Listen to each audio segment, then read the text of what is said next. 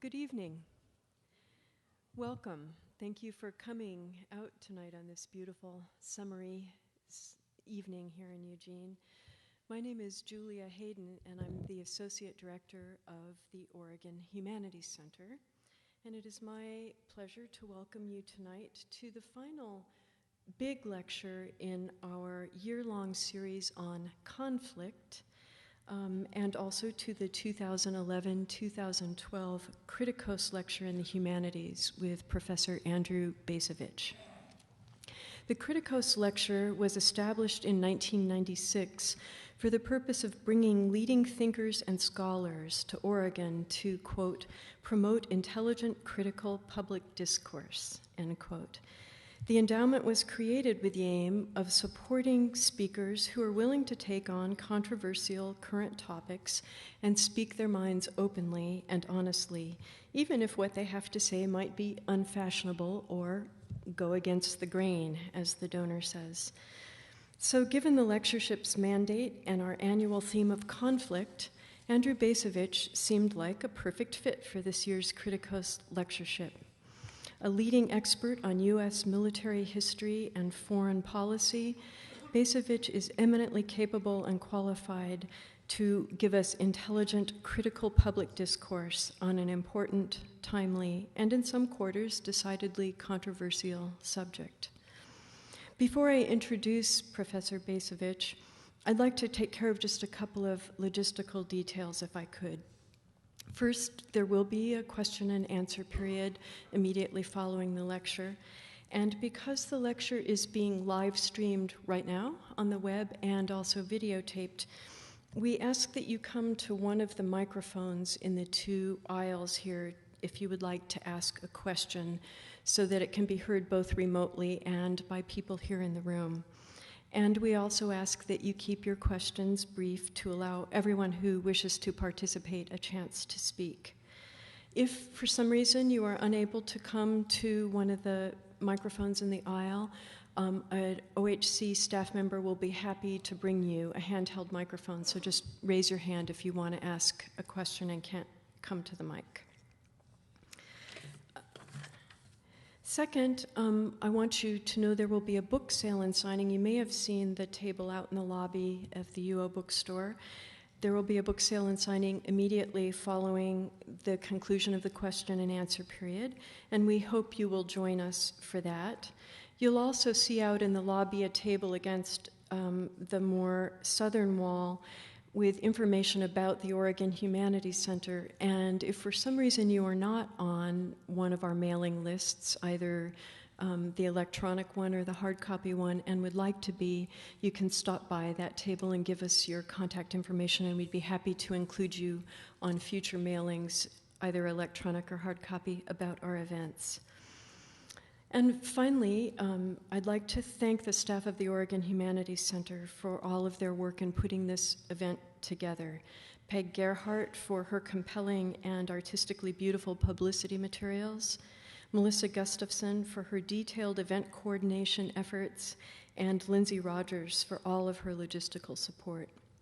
None of our public events would be possible without the collective efforts of our entire staff, so we're very grateful for everyone's contributions. I'd also like to thank our colleagues in EMU Event Services and the staff of the Knight Library Center for Media and Educational Technologies for their technical assistance with tonight's event. Now I'd like to share with you just a few biographical notes about tonight's distinguished guest. Before becoming a professor of history and international relations, Andrew Bacevich was a career officer in the U.S. Army, serving in that capacity for 23 years. He graduated from the United States Military Academy at West Point in 1969 and served in the United States Army in Vietnam in 1970 and 1971. He later served in Germany and in the Persian Gulf, retiring at the rank of colonel in the early 1990s.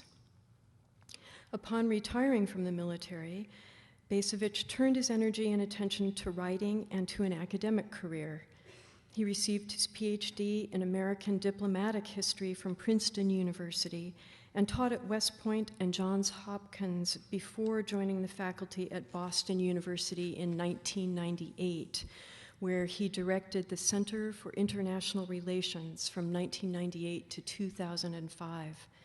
His areas of specialization include American diplomatic and military history, U.S. foreign policy, and security studies.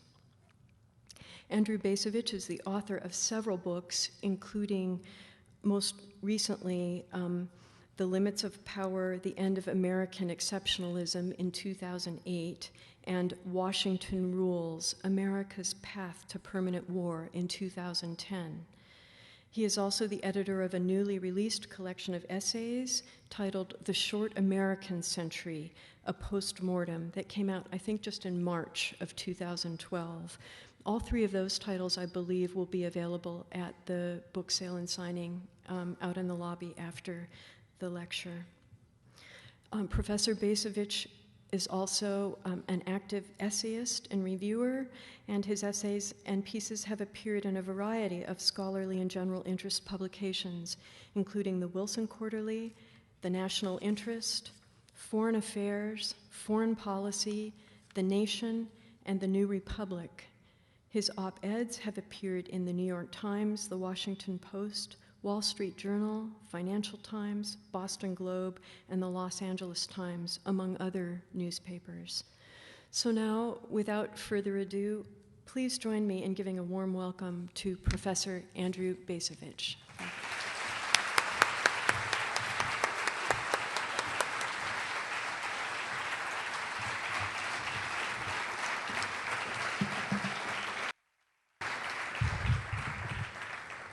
Well, thank you very much.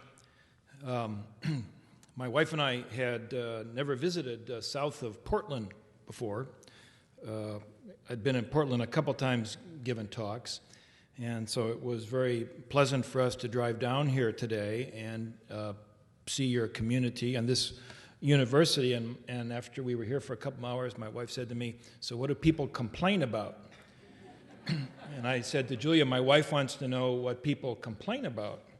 And Julia said, "Well, it rains from time to time." And I thought to myself, well, if that's your biggest gripe in life, you're doing okay. So, as I understand it, we have until 9 o'clock. So basically we've got 80 minutes. Is that right? Roughly. And I want to make sure we have enough time for questions. And so we have a little bit of a problem here, and I'm going to ask your assistance. And the problem is that I've got the lecture, but the lecture, there's a short version and a long version. And the short version ends at page 16, and the long version goes to page 25. So the formal title is A Decade of War and the End of the American Century. Up to page 16 is A Decade of War. The rest of it is the end of the American century. And so the question is, in order so that we can have enough time for discussion, do we do the short version or the long version? No. So here's the plan. When I get to the end of the short version, I'm going to pause, and I'm going to clear my throat. And if people want the short version, as soon as I clear my throat, raise your hand to indicate that you want to ask a question. And I will take that as an indicator that I've talked long enough. If, when I clear my throat, nobody raises their hands, then we do the long version. Okay? So it's going to take a while to get there, but that's the clearing of the throat's the cue. So with that confusing introduction, let me begin.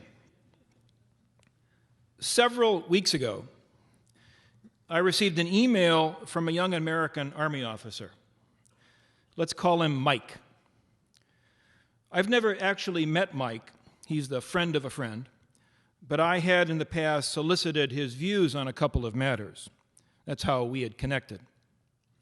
Mike received his commission more than a decade ago, right around the time the enterprise once widely known as the Global War on Terrorism was kicking off. Over the course of that decade, Mike completed several tours in Iraq, by all reports serving with valor and distinction. As I understand it, Mike has also struggled with PTSD. Mike's email, sent not just to me, but to a long list of contacts, announced that he was leaving the Army for good. And his email included the following reflection, and I'm quoting now. During those days, he's recalling his time as a cadet at West Point prior to 9/11, during those days, war seemed only a vague possibility, something that we would never see in a postmodern world that was quickly flattening with the technological revolution. If war was to come, I expected it to be a 100-hour affair, and I would be riding gloriously on a tank, dutifully serving my country. Well, back then, Mike's naive expectations of war were widely shared, both within the United States military and across American society. In a post-Cold War world in which the most important questions of political economy had been settled, and over which the United States presided as the self-described indispensable nation, war was going to be an increasingly rare occurrence. And when war did occur, the manifest military supremacy of the United States, demonstrated, for example, in 1991's Operation Desert Storm, seemingly ensured that any conflict would be a brief one, ending with U.S. forces unambiguously triumphant. Well, Mike and his fellow soldiers paid a heavy price for such illusions. In his abbreviated military career, Mike knew nothing but war. For those in uniform after 9/11, war became a permanent condition. And Mike encountered little by way of glory. Translating U.S. military superiority into politically meaningful outcomes proved to be frustratingly difficult and far more costly than anyone in Washington had foreseen. Preparing to take off that uniform for the last time, Mike rendered his own verdict on America's post-9/11 wars. In a world of us versus them, he wrote, violence only begets violence. Far out there, on the outskirts of modernity, war is still raging. And I'm not surprised to see the renewed strategies of the Taliban and al-Qaeda in Afghanistan or the Sunnis' reaction to the Shia attempts at pacification in Iraq. These are the most likely courses of action for the have-nots when they feel there is no alternative other than occupation or slavery. Well, that judgment is a harsh one. Certainly, U.S. forces do not see themselves as occupiers, and they did not arrive in Afghanistan or Iraq proclaiming their intention to enslave the population. Nonetheless, Mike has more than earned the right to express his views. And what is incontestable is that the wars have not gone as American soldiers had hoped for or expected. Nor have those wars produced the happy results that U.S. policymakers had forecast. Mike's disappointment, anger, and bitterness are more than understandable. Well, what went wrong? How exactly did we get here?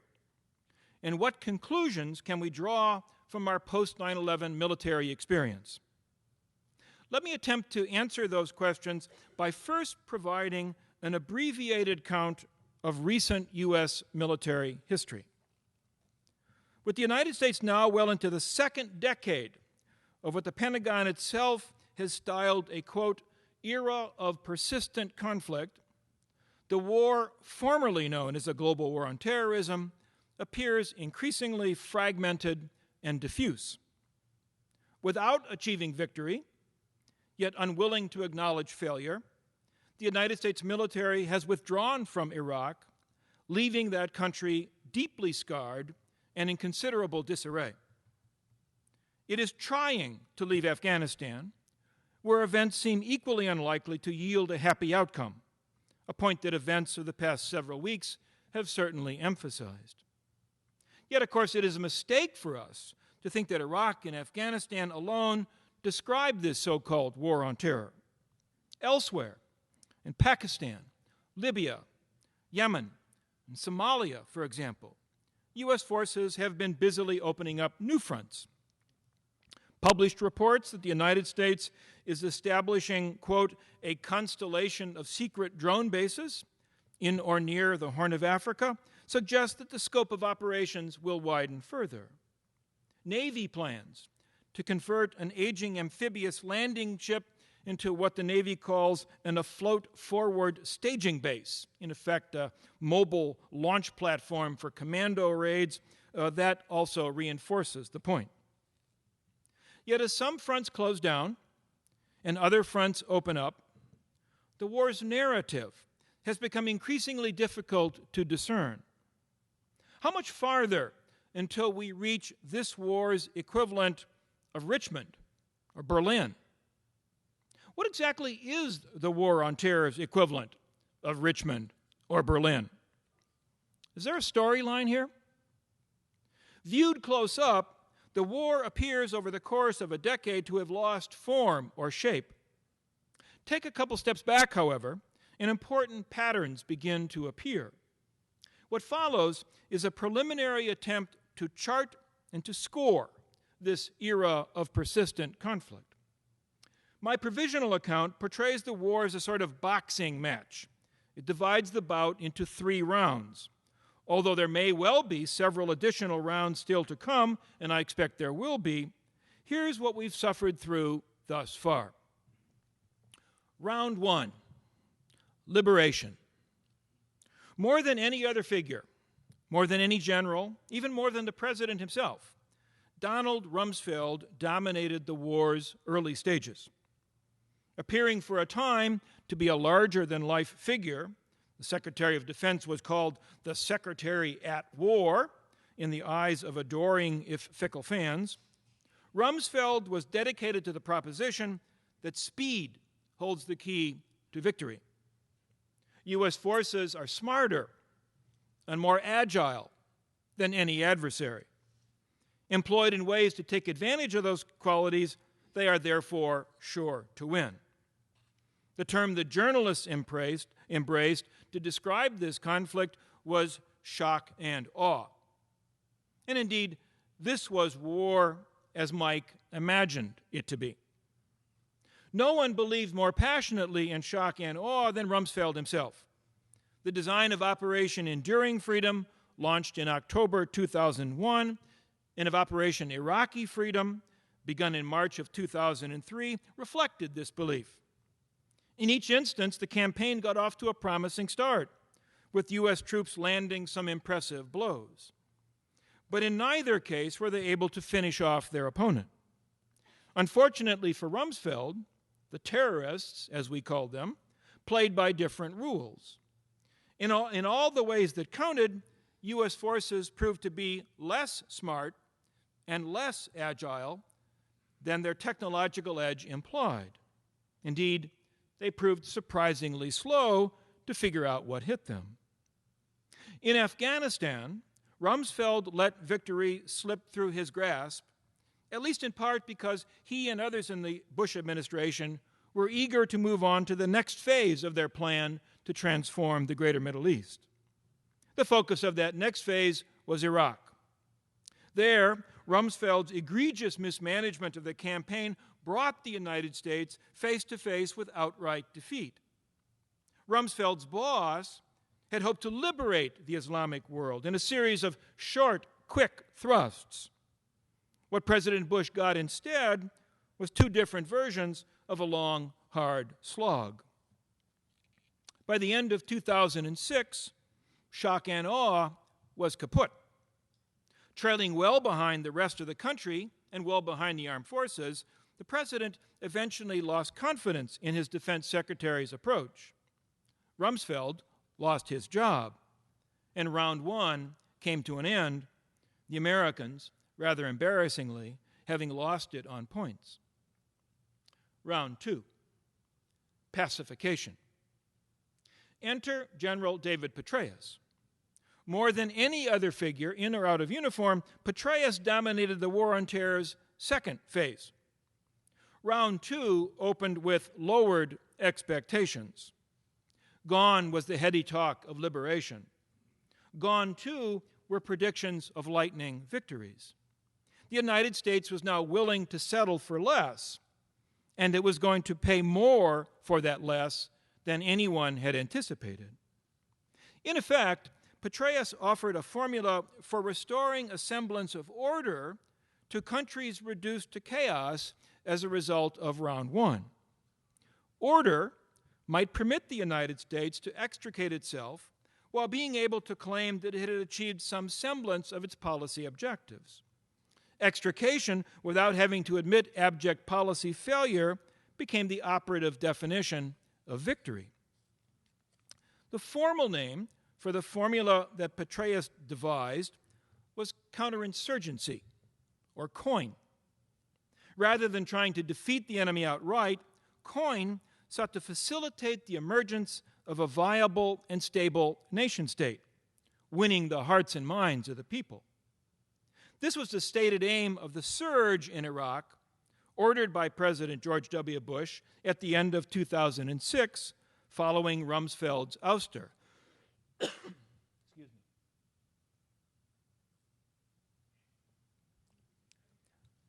With Petraeus presiding over the Iraq surge, violence in that country declined precipitously. That was not the clearing of the throat. Got to make sure you give the right cues or people can misunderstand. With Petraeus presiding over the Iraq surge, violence in that country declined precipitously. Whether the relationship was causal or coincidental remains the subject of controversy. In typical fashion, however, most American observers preferred to ascribe indications of progress to American actions. After all, it's what we do, not what others do, that matters, at least in our own eyes. I'm sorry. At any rate, in short order, Petraeus' apparent success in Iraq persuaded some observers that counterinsurgency on a global scale, G-COIN, they called it, should now form the basis for U.S. national security strategy. Here, they argued, was the approach that would enable the United States to extract from the war on terror victory of a sort.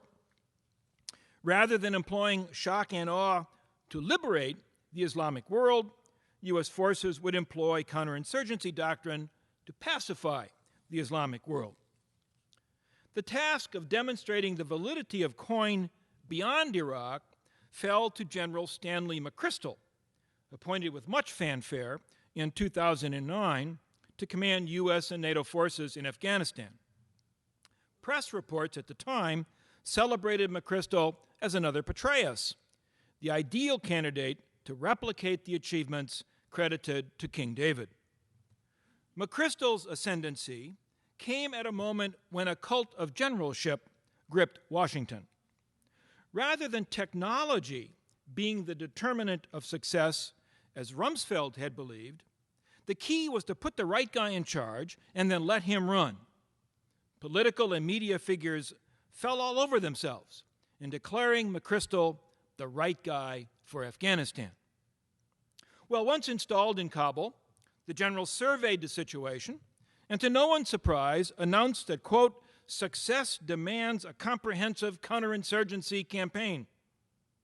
Implementing that campaign would necessitate an Afghanistan surge mirroring the Iraq surge that had seemingly turned that war around.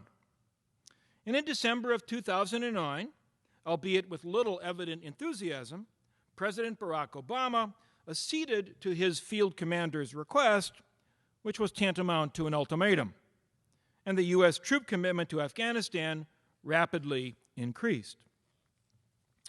Here, however, things began to become undone. Progress toward reducing the insurgency or winning Afghan hearts and minds came at an achingly slow pace. McChrystal made promises that he proved unable to keep. notably the famous vow to produce, quote, government out of a box that would satisfy basic Afghan needs. Relations with the government of Hamid Karzai remained strained. Those with neighboring Pakistan were hardly better. Both governments resented what they viewed as high-handed American behavior that killed or maimed non-combatants with disturbing frequency and that trampled on Afghan and Pakistani sensibilities. To make matters worse, despite all the hype, McChrystal turned out to be miscast. Rather than the right guy for the job, he was manifestly the wrong one, unable to grasp the imperative of projecting at least some pretense of respecting the principle of civilian control. By the summer of 2010, McChrystal was out and Petraeus was back in. Well, Petraeus' oversized reputation restored a sense of calm after McChrystal's flameout. Surely, the most celebrated soldier of his generation would repeat the magic he had performed in Iraq, affirming his own greatness and the continued viability of coin. Alas, this was not to be. Conditions in Afghanistan during Petraeus' tenure in command improved only modestly. The war continued, having become the embodiment of a military quagmire.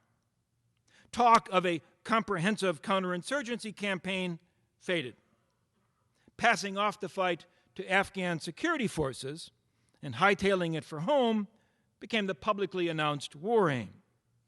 The bar defining success slipped ever lower. Unable to finish the job, Petraeus eventually retired, still held in high esteem, but with the cult of generalship looking more than a little worse for wear. His successor was General John Allen, who thereby became the 8th U.S. officer appointed to preside over the ongoing Afghanistan war. And if you read the papers this morning, you will know that there is going to be a 9th because General Allen is going to be reassigned this summer. But by the time Allen himself arrived in Kabul, enthusiasm for coin was already notable by its absence. And on this inconclusive note, round 2 of the War on Terror is winding down. Yet even before it ended, round 3 had begun. Round 3, assassination. Unlike Donald Rumsfeld or David Petraeus, Michael Vickers has not achieved celebrity status. Yet more than anyone else in or out of uniform, Vickers, who carries the title Undersecretary of Defense for Intelligence, deserves recognition as the emblematic figure of the War on Terror's Round 3. His low-key, low-profile persona meshes perfectly with the latest evolution in this war's character. Few people outside of Washington know who Vickers is, as he presides over a war that few people outside of Washington bother to attend to. With the retirement of Secretary of Defense Robert Gates, Vickers is now the senior remaining holdover from George W. Bush's Pentagon. His background is nothing if not eclectic. As a young man, he served in the U.S. Army Special Forces, and he also served as a CIA operative who played a leading role in supporting the Afghan Mujahideen in their war against Soviet occupiers. Subsequently, Vickers worked in a Washington think tank and earned a PhD at Johns Hopkins University. Even during the Bush era, Vickers never subscribed to expectations that the United States could liberate or pacify the Islamic world. His preferred approach to waging war is simplicity itself. I just want to kill those guys, he says. Those guys referring to members of Al-Qaeda. Kill the people who want to kill Americans and don't stop until they are all dead. This defines the Vickers strategy, which over the course of the Obama presidency has supplanted coin as the latest variant of U.S. strategy. For Vickers, this means acting aggressively to eliminate would-be killers wherever they might be found, employing whatever means are necessary. Vickers tends, this is quoting now, Vickers tends to think like a gangster, one admirer comments. Continuing the quote, he can understand trends and then change the rules of the game so they are advantageous for your side. Round 3 in the War on Terror is all about bending, breaking, and reinventing rules in ways thought to be advantageous to the United States. Much as coin had supplanted shock and awe, a broad-gauge program of targeted assassination has now displaced coin as the prevailing expression of the American way of war. The United States is finished with the business of sending large land armies to invade and occupy countries. Secretary of Defense Gates made the definitive statement on that subject, remarking that anyone proposing to replay Iraq or Afghanistan anywhere in the Middle East or Asia ought to have their head examined. The United States is now in the business of using missile-carrying drones and special operations forces to eliminate anyone, not excluding U.S. citizens, the President of the United States decides to eliminate. Under President Obama, such attacks have proliferated. This is America's new MO, our new way of war. Paraphrasing a threat issued by Secretary of State Hillary Clinton, a Washington Post dispatch succinctly summarized what this implies. I'm now quoting the Post, indirectly quoting Clinton. The United States has reserved the right to attack anyone who it determined posed a direct threat to U.S. national security anywhere in the world. Furthermore, acting on behalf of the United States, the President exercises this supposed right without warning, without regard to claims of national sovereignty, without congressional authorization, and without consulting anyone other than Michael Vickers and other members of the national security apparatus. The role allotted to the American people is to applaud, if and when notified that a successful assassination has occurred. And applaud we do. For example, when a daring raid by members of SEAL Team 6 secretly entered Pakistan to dispatch Osama bin Laden with 2 neatly placed kill shots. Vengeance too long deferred made it unnecessary to consider what second-order political complications might ensue. How round 3 will end is difficult to forecast. The best we can say is that it's unlikely to end anytime soon. As Israel has discovered, once targeted assassination becomes your policy, the list of targets has a way of becoming infinitely expansible. So what tentative judgments can we offer regarding the ongoing war on terror? I will offer 3. Operationally, a war launched by the conventionally minded has progressively fallen under the purview of those who inhabit what Vice President Dick Cheney once called the dark side, with implications that few seem willing to explore. Put simply, the war is increasingly hidden from public view. Strategically, a war informed at the outset by utopian expectations, remember all the rhetoric about eliminating evil and advancing the cause of women's rights, that war continues today with no concretely stated expectations whatsoever. The forward momentum of events displacing serious consideration of purpose. Politically, a war that once occupied center stage in national politics has now slipped to the periphery. The American people turning to other concerns and entertainments with legal and moral questions left dangling in midair. Overall, what lessons can we take away from this trajectory of events? From Rumsfeld to Petraeus to Vickers, from liberation to pacification to assassination.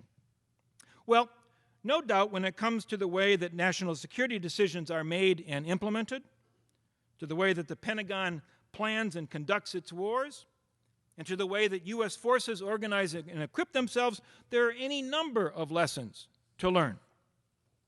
Yet to my mind, for us as citizens, one lesson looms above all others: the danger of hubris and the imperative of modesty, even humility, when confronting the forces of history.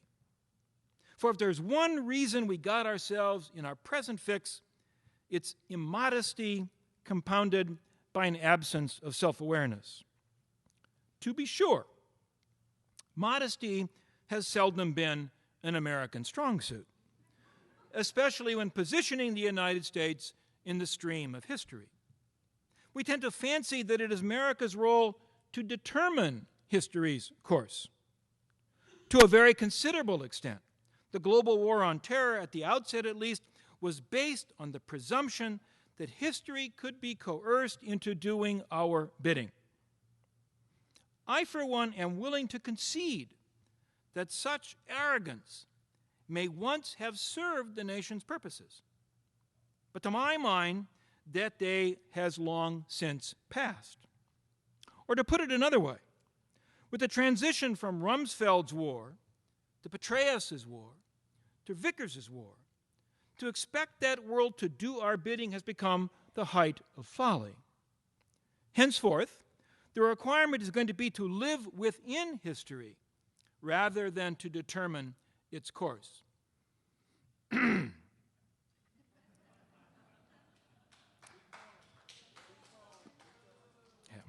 Put simply, the so-called American century, if it ever existed, has come to an end. And if true, the consequences of that fact deserve careful reflection, especially by us ordinary folks. Some older members of this audience will remember when that evocative phrase, American century, entered the political lexicon. It dates from February 1941, when it appeared as a title of an essay in Life magazine under the byline of publishing mogul Henry Luce. The immediate purpose of Luce's essay was to advance the case for U.S. entry into World War II. And in that regard, it made quite a splash, as Luce very much intended.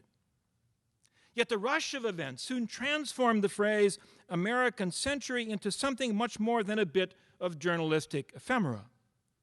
It became a summons, an aspiration, a claim, a calling, and ultimately the shorthand identifier attached to an entire era. By the time World War II ended in 1945, the United States had indeed ascended, as Luce had forecast, to a position of global primacy. Here, it seemed, was the American century made manifest. I, for one, love Luce's essay and regularly have my students read it. I love its preposterous grandiosity. I delight in Luce's utter certainty that what we have is what they want, need, and by gum are going to get. What can we say and foresee about an American century? Luce asks in this essay. It must be a sharing with all peoples of our Bill of Rights, our Declaration of Independence, our Constitution, our magnificent industrial products, our technical skills. I love, too, the way that Luce guilelessly conjoins religion and politics. The son of Protestant missionaries, he depicts the United States as the Redeemer nation, employing language that would make even Mitt Romney blush. We must now undertake to be the Good Samaritan of the entire world, Luce wrote. How to do that? To Luce it appeared quite simple. He pronounced it America's duty, quote, as the most powerful and vital nation of the world to exert upon the world the full impact of our influence for such purposes as we see fit and by such means as we see fit. Would God or Providence have it any other way? To my mind, Luce's essay manages to be utterly ludicrous and yet deeply moving. Above all, this canonical assertion of singularity, identifying God's new chosen people, is profoundly American. Alas, the bracing future that Luce confidently foresaw back in 1941 has in our own day slipped into the past. If an American century ever did exist, it's now ended. History's moving on, although thus far most Americans appear loath to concede that fact. Historians should be the first to acknowledge the difficulty of identifying historical turning points. Back in the spring of 2003, around the time U.S. troops were occupying Saddam Hussein's various palaces, President George W. Bush felt certain that he'd engineered a historical turning point. More than a few otherwise sober observers agreed, but mission accomplished turned out to be mission just begun. Those who celebrated the March on Baghdad as a world-altering feat of arms ended up with egg on their face. Still, I'm willing to bet that future generations will look back on the period between 2006 and 2008 as a turning point of sorts. Here was the moment when what remained of the American century ran out of steam and ground to a halt. More specifically, when Bush, at the end of round one, gave up on victory in Iraq, thereby abandoning expectations of U.S. military power transforming the entire region. And when the Great Recession during round two brought the American economy to its knees, consequence of habitual profligacy coming home to roost, well, at that point, Luce's formulation lost any resemblance to reality. Politicians insist otherwise, of course. Has the American century breathed its last? Well, Governor Romney leaves no room for doubt where he stands on the matter. Here he is in a speech he made last October describing his vision of national security policy, quoting Romney, "I am guided by one overwhelming conviction and passion. This century must be an American century. In an American century, America has the strongest economy and the strongest military in the world. In an American century, America leads the free world and the free world leads the entire world. This is America's moment. We should embrace the challenge, not shrink from it, not crawl into an isolationist shell, not wave the white flag of surrender, nor give in to those who assert America's time has passed. That is utter nonsense." Of course, foremost among those waving the white flag of surrender, according to Romney, is President Barack Obama. Yet Obama's expressed views align closely with those of his would-be challenger. "America is back," the president barked during his most recent State of the Union address. "Anyone who tells you otherwise, anyone who tells you that America is in decline or that our influence has waned, doesn't know what they're talking about." Well, as with most contemporary political speech, this qualifies as pure malarkey. Among the conjurers of imperial dreams in Washington, the American century might live on. In places like Newark, or Cleveland, or Detroit, where real people live, maybe here in Oregon too, the American century's finished. Now, as a sometime member of the historical fraternity, count me among those more than content to consign the American century to the past. After all, the past is the historian's turf. Exploration of the myth-enshrouded territory encompassed by the American century has actually barely begun. And grasping what this era actually signified and what it yielded promises to be an exciting scholarly enterprise. Yet from a jaded, not to say cynical, observer of international politics, the passing of the American century elicits a more ambivalent response.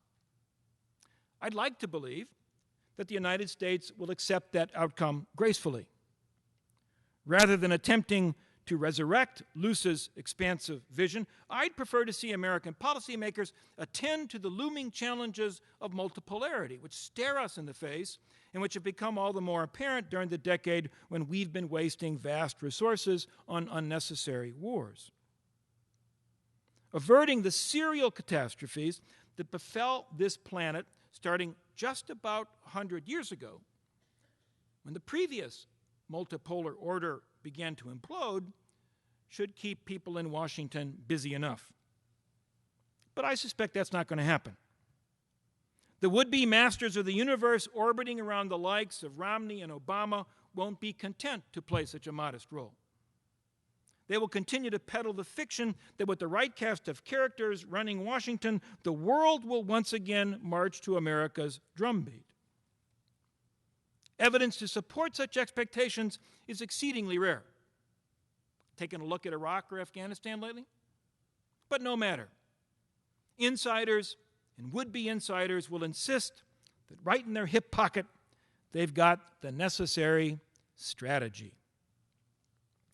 Strategy is a quintessential American century word, ostensibly connoting knowingness and sophistication.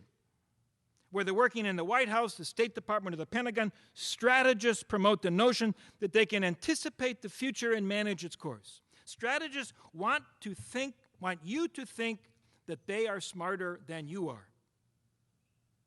Yet the actual events of the American century, and especially the events of the post-9/11 era, belie any such claim. Strategy is actually a fraud perpetrated by those who covet power and are intent on concealing from the plain folk the fact that the people in charge are flying blind. With only occasional exceptions, the craft of strategy was a blight on the American century. Faced with realities that include, within the last decade alone, an inability to anticipate whether the events of 9/11, the consequences of invading Iraq, or the revolutionary upheaval in Egypt and elsewhere in the Arab world, an inability to control. With wars begun in Iraq, Afghanistan, and Pakistan, along with various and sundry financial scandals, economic crises, and natural disasters exposing the limits of American power, influence, and perspicacity. An inability to afford, as manifested by a badly overstretched military, trillion-dollar annual deficits, increasingly unaffordable entitlement programs, and a rapidly escalating foreign debt. An inability to respond, demonstrated by the dysfunction pervading the American political system, especially at the national level, whether in the Congress, at the senior levels of the executive branch, or in the bureaucracy, and an inability to comprehend what God intends or the human heart desires, with little to indicate that the wonders of the information age, however dazzling, the impact of globalization, however far-reaching, or the forces of corporate capitalism, however relentless, will provide answers to such elusive questions. Given all this, Americans today would do well to take with a grain of salt claims coming from Washington that the U.S. is capable of directing history's future course or completing the world's redemption. In light of such sobering facts, which we ignore at our peril, it no longer makes sense to pretend that the United States is promoting a special message in pursuit of a special mission. Like every other country that confronts circumstances of vast complexity and pervasive uncertainty, the United States is merely attempting to cope. Prudence and common sense should oblige us to admit as much. What does the passing of the American century hold? To answer that question, inquisitive students of international relations might turn for instruction to television commercials currently being aired by Allstate Insurance. You've probably seen them. The ads feature a character called Mayhem, who, unbeknownst to you, hangs on the side of your car or perches on your rooftop concocting mischief. The message is clear. Be alert. Mayhem is always lurking in your path. Throughout the American century, and especially over the course of the past decade, mayhem mocked U.S. strategic pretensions. Mayhem whispered in the ear of whoever happened to occupy the Oval Office. Mayhem's agents infiltrated the National Security Council, sowing falsehoods. When the Joint Chiefs of Staff met in the Pentagon, mayhem had a seat at the table. Mayhem freely roamed the halls of the Capitol, although congressional dysfunction in our own day may have rendered such efforts redundant. Having learned nothing from the American century, present-day strategists, the ones keen to bomb Iran, confront China, and seize control of outer space as the so-called ultimate high ground, these people will continue the practice of doing mayhem's bidding. As usual, the rest of us will be left to cope with the havoc that results, albeit this time without the vast reserves of wealth and power that once made an American century appear plausible and that led arrogant and ignorant people in Washington to send young Americans like Mike to feed needless and unwinnable wars. Thank you very much.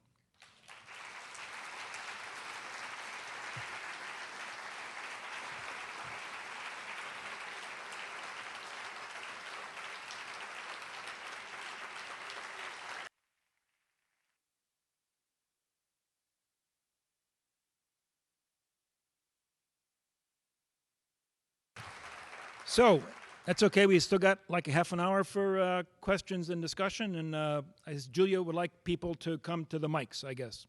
So,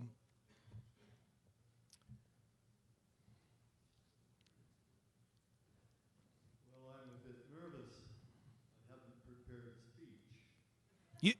You have one? I wrote this on January 24th, 2007, and I dug it out before tonight's talk. So yours is not as long as mine, right? No, it's only 2 pages. Okay. No. But it's single-spaced, Oh. and I don't want to hang to it. So you probably ought to just give us a quick summary because you can see we got a lot of people lined up. Exactly. Okay. Well, I entitled this The Primacy of the Palestinian Issue. And it comes to the question, should we not be trying to discover the proper strategy for dealing with the phenomenon of terrorism against the USA? Strategy is a good thing. What we've got now are the wrong strategies. And many people, including James Bamford, General Zinni, Jimmy Carter, and the study group on terrorism, have come to the conclusion that the Israeli-Palestine issue has to be settled.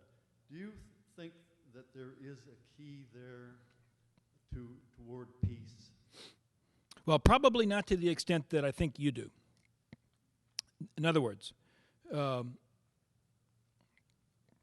my own assessment would be that the causes of animosity directed toward the United States and the West from within the Islamic world, the causes are multiple. They are deep-seated. We don't have to endorse them. We don't have to agree with them. But this is an issue that goes far beyond simply the question of the Israeli-Palestinian dispute. That said, I do believe that the United States has a vital national security interest in addressing the so-called grievances of the Palestinian people, not because I think that were we to do so, the whole problem of violence from the Islamic world would disappear, but because doing so, providing the Palestinians with a state, would in a sense rob the terrorists of one of the arguments that they make to try to endow their efforts with some moral justification. I actually seriously doubt that Osama bin Laden was motivated in any significant way by his concern for the Palestinians, but he used that issue as a way to try to validate or legitimate his actions. And we should want to strip away any such claims of legitimacy, and creating a Palestinian state arguably would contribute to that end.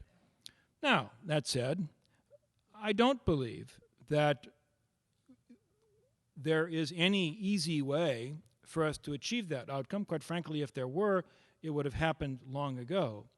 And here I think we need to acknowledge the extent to which U.S. interests in Israeli interests, that is to say, U.S. interests with regard to the Palestinian issue, Israeli interests with regard to the Palestinian issue, I think are at quite cross purposes. And when I look at the problem from the perspective of Israeli Jews, I myself would not be particularly enthusiastic about creating a genuinely sovereign Palestinian state in the West Bank. To do so would probably undermine Israeli security from the perspective of the Israelis. There's no easy way to get this done, although, yes, it's a matter of some urgency that we should attempt to get it done. Yes. My name is another Mike Peterson, and I, like you, served in Vietnam from 68, 69, and 70. Most significantly, I served with the Combined Action Platoons, the Marines' other war in Vietnam, and predecessor of COIN, if you will. And I voted for progressive candidates. You may or may not know this: Peter DeFazio and Jeff Merkley, and to a lesser extent, Ron Wyden. I have, quote, petitioned our government for redress of grievance, and petitioned, and petitioned, and petitioned. What more can I, and by extension, we do? Well, I mean, I'm not particularly optimistic on this matter, but I have come to believe, this is not a good answer, it's not a satisfactory answer, but I've come to believe that all we can do is all we can do, that we are called upon to be good citizens and to express that in whatever way seems to make sense for us. Now, for some people, citizenship demands activism. For some people, citizenship can be writing books and articles. For some people, citizenship is raising a family that has decent values and mowing the lawn and being a good neighbor to the people who live next door. And we do our best. We do our best with no expectation that somehow our efforts are going to have any significant impact, but we do our best because that's our obligation. That's our civic obligation. And if we do that, the day that we breathe our last and we prepare to go meet our Maker, we can at least take some satisfaction in the fact that, darn it, we did our best. And the people in Washington are going to keep doing what they're doing.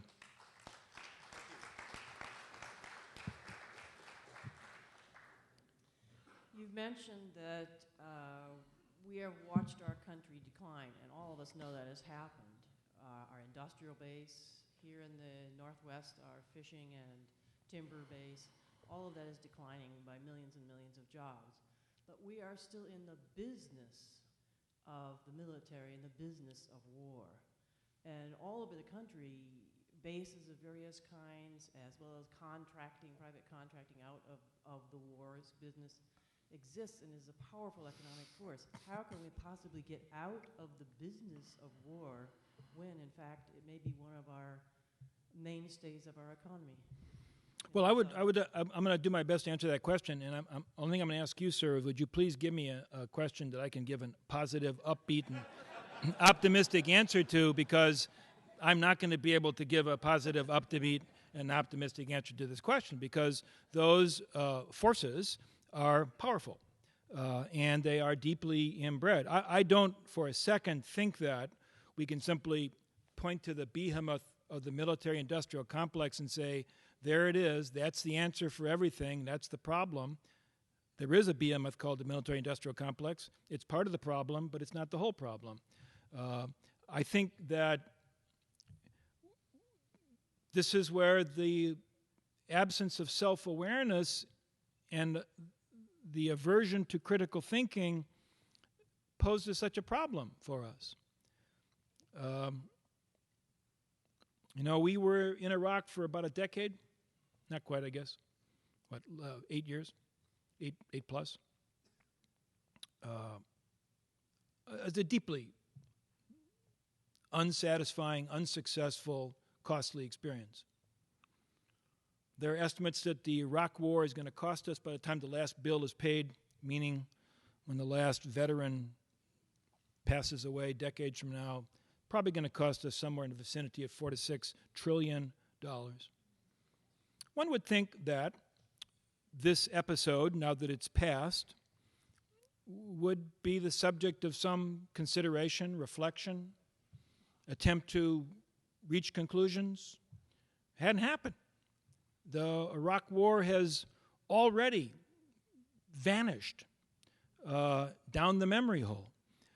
And my point is to say that unless we are willing to take stock of where the trajectory of U.S. policy has taken us, it's difficult to understand how we're ever going to be able to break these habits.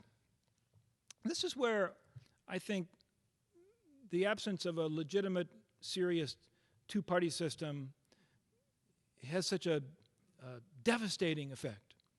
I mean, I'm not a pacifist. I'm not an isolationist. I don't believe in world peace. I don't think it's ever going to happen. I'd like to have a strong military. But I also think that we need to have another party that constantly is questioning the tendency to emphasize power and its uses as essential. So, to really overstate it, let's have a war party, let's have a peace party, and let's have those two parties then argue it out in Washington in hopes that somehow the process of arguing out would produce a synthesis that would be rational, reasonable, and logical. In theory, that sounds good. Problem, of course, is we have War Party A and War Party B. And they pretend to disagree fundamentally on these matters when, in fact, to 95% of the time, they, in fact, concur. Absent a real two-party system, we're not going to have a real debate, and therefore the habits to which we have become so accustomed continue regardless of cost and regardless of consequences. Okay, sir, give me the softball. I'll do my best. It's a question of a different sort. I was really struck by what I took to be your concluding distinction between nation states that arrogantly try to determine the course of history on the one hand, and nation states that with some humility try to cope with the flow of history. But I think your thesis, if I could call it that, would be stronger if there were some comparative analysis. And so my question is, can you point to examples of this conflict or turning point, if I could call it that, or choice, fork in the road, for other nation states outside of the United States, or perhaps for America at earlier points in its history? Your lectures come primarily from the last 20 years, the last 2 decades, and it's a very narrow basis for a grand thesis. So, powers, great powers that have been able to accurately gauge changing circumstances and respond in sensible ways. Well, one example, a modest example, I think would be Great Britain at the end of the 19th century. My oversimplified version of the story would go like this. Britain was the closest thing to a global hegemon that existed during the 19th century. And as we get to the end of the 19th century, really there are two challengers to British hegemony. There's Germany, and there's the United States of America. Germany nearby, the United States of America far away. Germany expressing its aspirations largely in a military context, the United States at that time expressing its aspirations in an economic, commercial context. German behavior clearly posing a threat to British dominion, American behavior maybe not so much. And faced with this relative economic decline on the part of Great Britain, their economy was still growing, but growing far less rapidly than the German economy and the American economy, the Brits made a choice. And the choice was to prioritize the German threat and to do what was necessary to ensure that there would not be a military competition with the United States. And they did that in some very specific ways. For example, negotiating a treaty with the United States that conceded to the United States the prerogative of building a canal through the Isthmus of Panama. Now, you might say, who are the Brits and the Americans to be making this treaty, given that neither one of them, but that's another matter. And repositioning British naval forces, remember that the Royal Navy was the ultimate expression of British power, repositioning British naval forces out of the Western Hemisphere, and in effect thereby conceding to the United States dominance of the Western Hemisphere. Now, the Brits did a whole lot of other things that were stupid, and obviously, as you follow the story of British power into the 20th century, it's not exactly a good news story in many respects. But I do think that there was some level of awareness and capacity to adjust that they manifested at the time. Thank you. That was very helpful. I think we've heard you say that it is very important in our interests to understand and react to the perspectives of Israel in the Middle East. My question to you is, why is it not that we hear you say we need to take a look at what are our perspectives in the Middle East, particularly based on the growing hatred amongst Arabs, some of it as specified by bin Laden just after 9/11, which I take seriously. Why is it that we do not consider the hatred we build in those Arabs by continuing to feed billions of dollars in support of an aggressor Israeli state? Well, I think I said we should. I mean, my point I was trying to make is that, to my mind, in trying to analyze a policy problem, it is important to try to take into account, and indeed to take into account with a certain amount of empathy, the perspectives and concerns of all of the parties to the problem. And Israel is a party to this problem. And one needs, I think, to appreciate the way things look from their point of view. Now, one might say, well, why are you paying so much attention to their point of view and not to the point of view of the Palestinians? And quite frankly, there's a lot of answers to that question, and one of them is, guess who's got nuclear weapons and guess who doesn't? So Israel there has are... nuclear weapons? Wow. Yes, go ahead. Yes, they do. Yes. And one needs to take that into account, it seems to me, in considering how to deal with the Israeli-Palestinian problem. That's all I'm trying to say. My question is, to what extent were the people who actually planned Iraq and Afghanistan successful, extremely successful, in reshaping the American environment, I mean, look around us, there are no college students here.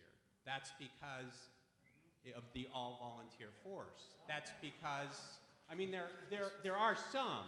I'm just saying, it's not like there are... Not as many of you as there should be. Yeah. So $1 trillion go to defense. There's no peace dividend. That's what Cheney wanted in 1992. There's no draft. There's Homeland Security.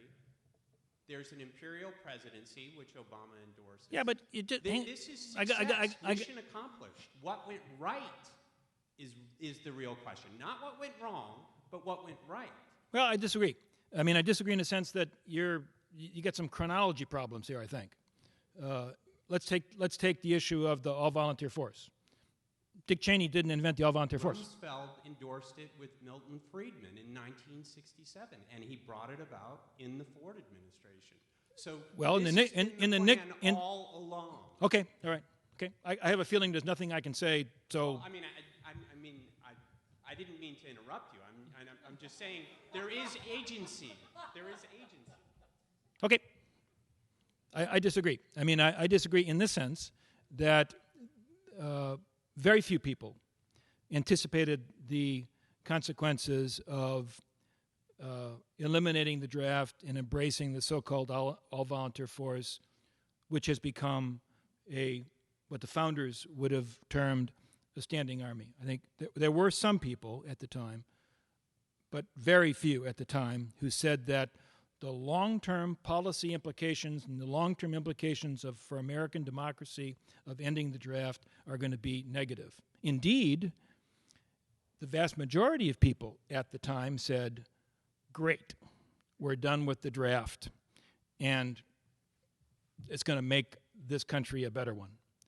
So I don't think that if I may say this, your view is suggestive of kind of a conspiratorial explanation that I think gives these people more credit than they deserve, that they're not capable of formulating and implementing a master plan of this type. I think they tend to be more opportunistic than that. That, for example, I think it is true that after 9/11 occurred, that people within, not all people, some people, probably Cheney, certainly Paul Wolfowitz, maybe Rumsfeld, instantly recognized that the 9/11 attacks provided a ready-made opportunity to go after Saddam Hussein, and they had their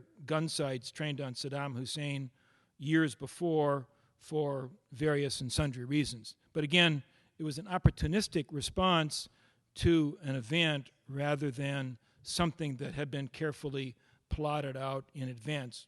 Just my view. This is kind of an offshoot of that question, and it was a nice introduction, actually. But in the end of New American Militarism, you give a number of outlines of things, practical things to do. Now, this is a book that was published in 2005, and if you think I remember what's in the conclusion, you're mistaken. But don't make me defend that. No, it's fine. But in your end discussion, you talk about revamping and reintroducing the citizen soldier, right? And through the AVF, and you give a number of practical methods of potentially getting more citizens involved in the military and proper incentives. One thing I thought that seemed to taper off, and you really didn't finish the thought, was in getting elites involved. You mention it, but I wonder if you've developed that idea further of how to act, because some of your policies made a lot of sense for middle class. Well, I'll tell you what, I thought I had a good argument until I came here, because I understand that if you're an in-state resident of Oregon, you can go to this wonderful university for $8,000 a year. And, my idea was that anybody who serves gets free education anywhere in the country that they can get in, to include places like Boston University, where it costs like $52,000 a year to go.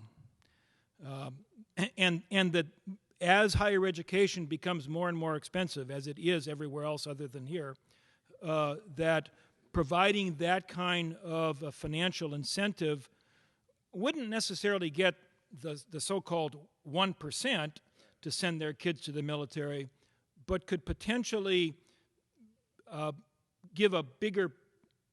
provide the military access, I'm not phrasing it quite the right way, to a larger swath of the middle class. And so that this gap between the military and society, which really everybody acknowledges exists now, to include the senior military leadership, that would to some degree close that gap. You know, there's a new book out by a guy named James Wright, who was the president of Dartmouth, former Marine. It's basically a history of civil-military relations, bemoaning the gap. And one of the things that he says at the end, and I think maybe this is even more pertinent, is that it's not simply that we let somebody else's kid go fight the war, most of us, but that we don't pay for the war. And that even if we can't curb the militaristic tendency of Washington by reshaping the character of the military, if we simply required us to pay for the wars that they start, that in and of itself would be a source of some restraint. But of course, they, and here's maybe where I do agree with conspiratorial, they don't make us pay for the wars. And so we all have this pretense that it's somehow for free. So I wish we'd pass a war tax every time somebody's got a great idea to go invade a country or liberate someplace. Thank you. In my quest to try to understand the method to their madness, I came across a number of elites, both on the British and American side, who talked about redrawing the boundaries of the OPEC countries, in particular Saudi Arabia, Iraq, and Iran. When did these plans emerge? Over many years, both before and after 9/11. And the most notorious was Mr. Ralph Peters, who I believe was also a colonel, in Armed Forces Journal, which is not everyone's favorite reading material, calling for redrawing the boundaries of these countries using ethnic conflict to control the oil. And the State Department actually had to send diplomats throughout the region to tell people, no, this is not really our policy. But if you look at that, you know, it makes a lot more Machiavellian sense. And I would reference that the leading champion in the United States Senate for doing that to Iraq, who got 3/4 of the US Senate to endorse a resolution doing this, was a senator named Joe Biden. I think he has a new job these days. And in terms of the presidency, I was born in the 60s. I didn't go to Vietnam. But the day before I was born, we had a president who called off the endless war paradigm.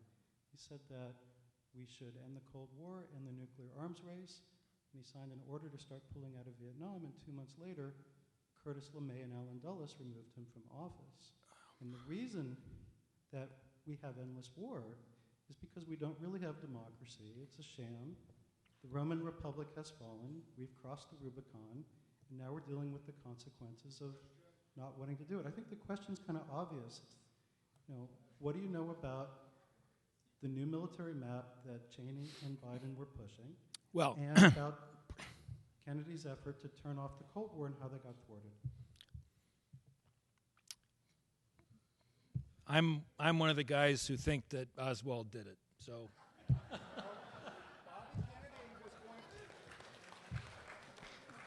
So, but Kennedy vowed that if he was given the presidency, he would reopen the investigation, and lo and behold, he was killed. And he was killed too. Yeah. Okay. Well, I'm just one of these guys who I'm not persuaded. But let's go to the other two pieces. First of all, and this is on TV. This is going to be broadcast to the entire world. Okay. Ralph Peters is a nut, and so to take seriously any of his mutterings is somehow indicative of what serious people in Washington think, I think would be a big mistake. All right. Now, let's go to the next part, Biden. All right. I would not read, what my understanding of what Biden proposed was this. Here we are in the throes of this war, which is a mess, the Iraq war, which is a mess, having a considerable debate in the country about how we're going to get out of this mess. And Biden's proposal basically was, if the primary problem is a civil war of irreconcilable groups,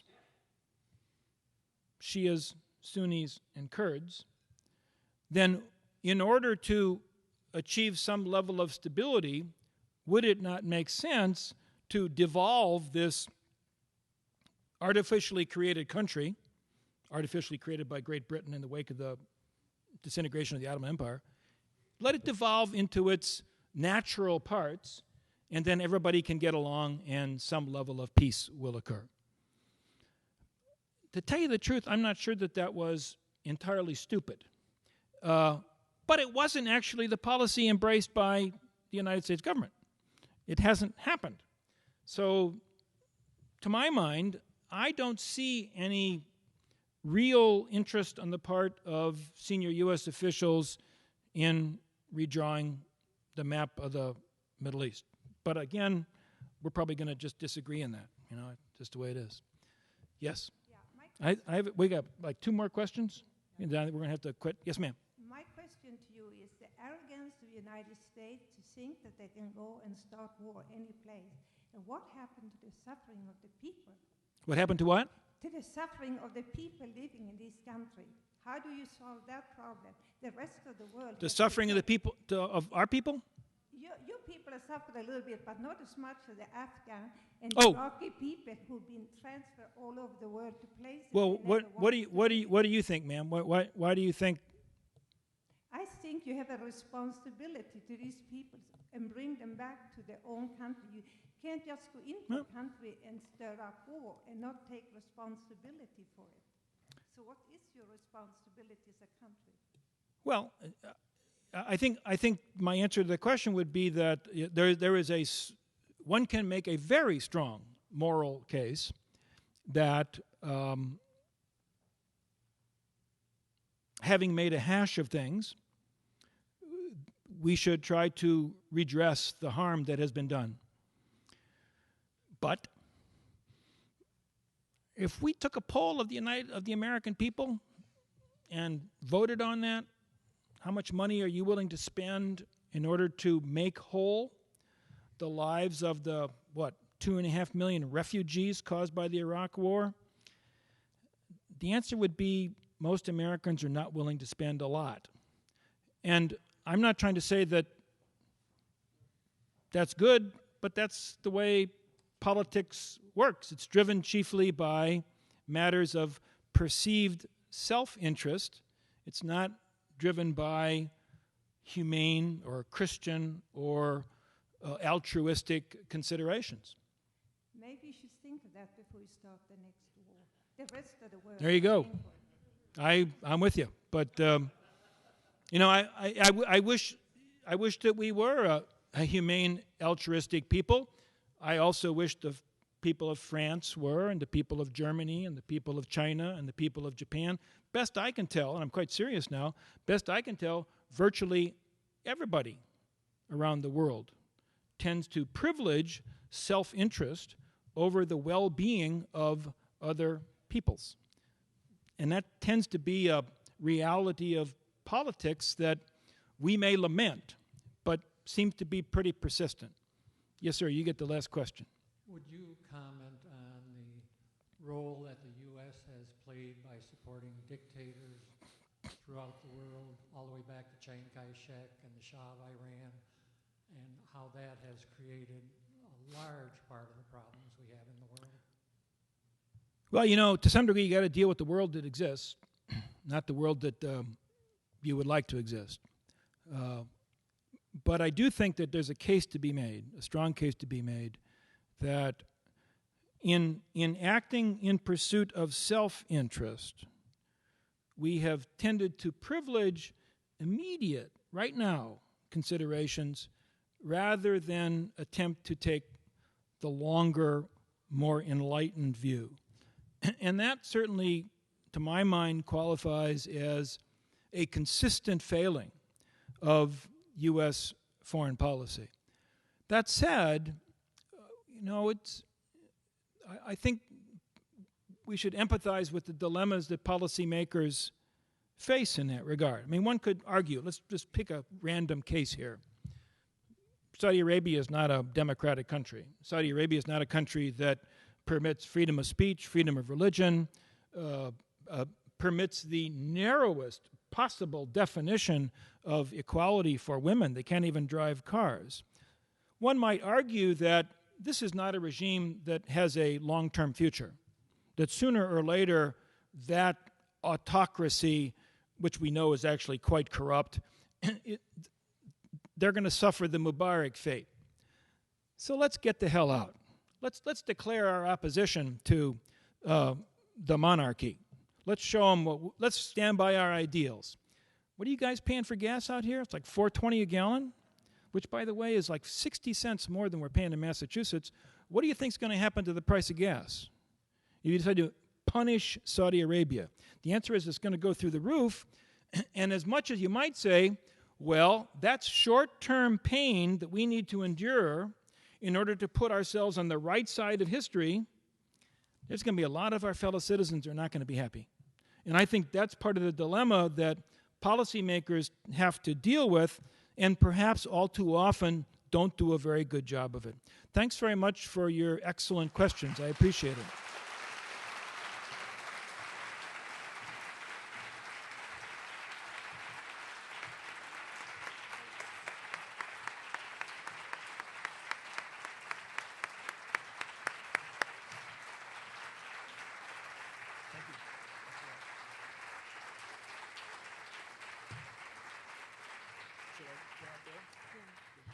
Please join us if you would like for the book sale and signing out in the lobby, and thanks again for coming tonight. Good night.